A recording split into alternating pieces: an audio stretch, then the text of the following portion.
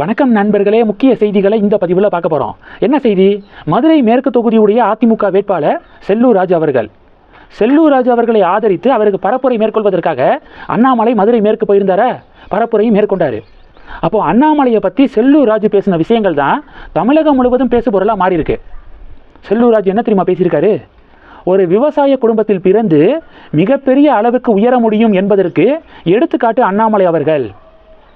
அண்ணாமலை பிரச்சாரத்துக்கு வராரு அப்படின்னு தெரிஞ்ச உடனேயே திமுக காரங்களாம் ஓடி போயிட்டாங்க. இடையில அண்ணாமலையை தலைவர் அப்படின்னு சொல்லி செல்லூர் ராஜு குறிப்பிட்டிருக்காரு. தலைவர் பிரச்சாரத்துக்கு வரப்போறாரு அப்படிங்கிற செய்தி கேள்விப்பட்ட உடனேயே திமுக காரங்களாம் ஓடி ஒளிஞ்சிட்டாங்க. இங்கே வந்து நம்மளை என்னென்ன திட்ட போறாரோ அப்படின்னு பயந்து எஸ்கேப் ஆயிட்டாங்க. கர்நாடகாவில் ஐபிஎஸ் ஆக இருந்தபோது சிங்கமாக எதிரிகளுக்கு சிம்ம சொப்பனமாக இருந்தவர் அண்ணாமலை.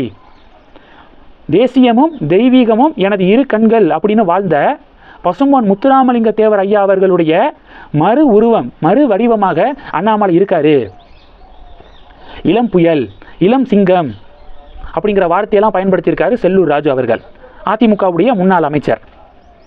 செல்லூர் ராஜு தான் இப்படி பேசுகிறாருன்னு பார்த்தா, இன்னொரு பக்கம் எம்ஆர் விஜயபாஸ்கர் ஒரு படி மேலே அண்ணாமலை கிட்ட 2 நாள் டைம் கேட்டிருக்காரு.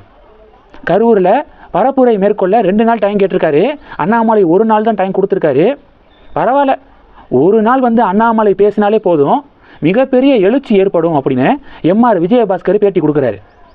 எல்லாம் அதிமுகவுடைய முன்னாள் அமைச்சர்கள், அந்தந்த மாவட்டங்களுடைய அதிமுகவுடைய முகங்கள். இப்போ மதுரைன்னு எடுத்துக்கிட்டிங்கன்னா செல்லூர் ராஜு அவர்கள் தான் அதிமுகவுடைய ஃபேஸு. கரூர்னு எடுத்துக்கிட்டிங்கன்னா எம்ஆர் விஜயபாஸ்கர் தான் அதிமுகவுடைய ஃபேஸு. அவங்க என்ன சொல்கிறாங்க? ஒருத்தர் தலைவருங்கிறாரு, இளஞ்சிங்கங்கிறாரு, இளம் புயல் அப்படிங்கிறாரு, பசும்பொன் முத்துராமலிங்க தேவர் ஐயாவுடைய மறு வடிவம்னு சொல்கிறாரு செல்லூர் ராஜு. இன்னொருத்தர் 1 நாள் வந்து அண்ணாமலை பிரச்சாரம் பண்ணாலே மிகப்பெரிய எழுச்சி ஏற்படும் அப்படின்னு எம்ஆர் விஜயபாஸ்கர். அண்ணாமலை நாளைக்கு என்ன அறிக்கை கொடுப்பாரோ, என்ன பேட்டி கொடுக்க போகிறாரோ அப்படின்னு மடியில் நெருப்பை கட்டி கொண்டு அமைச்சர்கள் இருந்தார்கள், திமுக அமைச்சர்கள் அப்படின்னு செல்லூர் ராஜு பேசியிருக்காரு. இவர்கள் பேசின ஒன்னொன்னையும் தான் கடந்த 3 வருடங்களாக அண்ணாமலை சப்போர்ட்டர்ஸு தொடர்ந்து பேசி வராங்க. நானும் நம்ம சேனலில் செல்லூர் ராஜு பேசின விஷயங்களை தான் தொடர்ந்து பேசிக்கிருக்கேன். அண்ணாமலையுடைய ரசிகர்கள் ஒவ்வொருத்தங்களும் இதை தான் லாஸ்ட் 3 இயர்ஸாக பேசுகிறாங்க. ஆனால் இதற்கு அண்ணாமலையை பிடிக்காதவங்க என்ன தெரியுமா சொல்லுவாங்க? வாரூமு, அண்ணாமலை வாரூமை வச்சு நடத்தி வராரு, அந்த வாரூம்காரங்க தான் அண்ணாமலைக்கு பில்டப் கொடுக்குறாங்க அப்படின்னு சொல்லிட்டு இதே அதிமுக காரங்க முன்னாடி பேசியிருக்காங்க. கூட்டணி உடஞ்சிச்சுல, அப்போது இதே அதிமுக காரங்க அண்ணாமலையை ஏளனமாக பேசியிருக்காங்க, வாரூமை வச்சு அண்ணாமலை நடத்தி வராருன்னு பேசியிருக்காங்க. பாஜகவில் இருக்கக்கூடிய ஒரு சில புள்ளிகள், பாஜகலேருந்து இப்போ வேறு கட்சிக்கு தாவிட்டாங்க, காயத்ரி ரகுராமு, எஸ்வி சேகர், இவங்களும் அண்ணாமலை வாரூமை வச்சு நடத்தி வராரு அப்படின்னு அடிச்சு விட்டாங்க. உண்மையிலேயே வாரூம் அப்படிங்கிறது இருக்கா? அதெல்லாம் ஒன்றும் இல்லைங்க.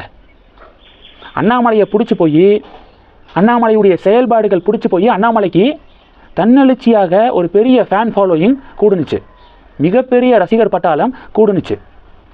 அந்த ரசிகர் பட்டாளத்தை தான் அண்ணாமலையை பிடிக்காதவங்க வைத்தறிச்சல்ல வார் ரூம் அப்படின்னு சொன்னாங்க லாஸ்ட் 3 இயர்ஸு. எடப்பாடி பழனிசாமி அவர்கள் சொல்லியிருக்காரு, பாஜகவை வளர்க்க பாடுபட்டவர் அண்ணாமலை அப்படின்னு முந்தா நேற்று பேசியிருக்காரு. இதை தான் நாம் தொடர்ந்து சொன்னோம். ஆனால் என்ன சில பேர் விமர்சனம் பண்ணாங்க? 2014 18% என்டிஏ வாங்கினுச்சு, 2024 அதே 18%. இதுதான் அண்ணாமலை உருவாக்கிய வளர்ச்சியா? இதுதான் அண்ணாமலை பாஜகவை வளர்த்த லட்சணமா அப்படின்னு சம்மந்தமே இல்லாமல் புரியாமல் உருட்டுவாங்க. 2014 24 ஒன்றா? 2014 பாஜக எவ்வளோ ஓட் ஷேர் வாங்கினுச்சு? 5%. கூட்டணிக்கு தலைமை யார்? தேமுதிக, விஜயகாந்துக்காக விழுந்த வாக்குகள் 2014. ஆனால் 2024 விழுந்த ஒவ்வொரு வாக்குகளும் மோடிக்காகவும் அண்ணாமலைக்காகவும் விழுந்த வாக்குகள், ரெண்டும் வேறு வேறு. இதை நம்ம சொன்னால் வாரூம்காரன், வாரூம் சங்கி அப்படின்னு சொல்லிட்டு மட்டமாக பேசுகிறது.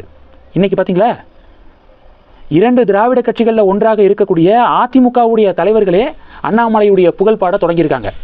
இதுதான் அண்ணாமலையுடைய பவர். இவ்வளவு நாள் இங்கே 2021 அண்ணாமலை பாஜகவுடைய தலைவராக இல்லை, தேர்தல் அப்போ. 2024 அதிமுக கூட்டணியில் பாஜக இல்லை, அப்பையும் இவங்க பக்கத்தில் இருந்து அண்ணாமலையுடைய மாசை உணர முடியலை. இப்போது பிரச்சாரத்தில் அண்ணாமலையுடைய பக்கத்தில் நின்று சூழலை புரிஞ்சிக்க முடியுது அதிமுகவுடைய தலைவர்கள்னால.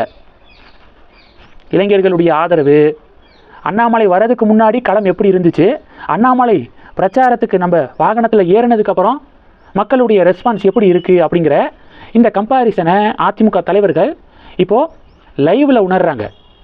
அதனால தான் இப்போ ஒவ்வொரு தலைவர்களும் அண்ணாமலையுடைய புகழ் பாட தொடங்கியிருக்காங்க. இந்த செய்திகளை பற்றி உங்களுடைய பார்வைகளை மறக்காமல் கமெண்ட் பண்ணுங்கள். தொடர்ந்து கணக்கில் இருங்க. அடுத்தடுத்து நிறையா பதிவுகளை பார்க்க போகிறோம். நன்றி. ஜெய் ஹிந்த்.